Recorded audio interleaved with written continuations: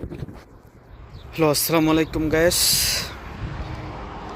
এই যে এটা হলো কামরি টয়োটা কোম্পানির অনেক আগের একটা গাড়ি, তো ডিজেল চালিত।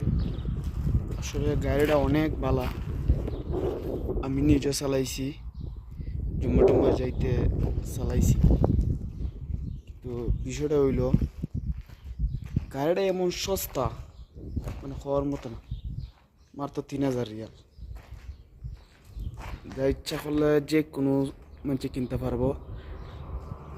বিষয়টা হইল গাড়িটা তো সস্তাই, কিন্তু এটার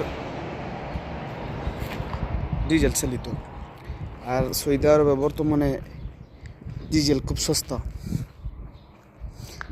আমার যতটুকু মনে হয় এটা যে 3000 রিয়াল দিয়ে কিনবো, কিনা মনে করে এটা যে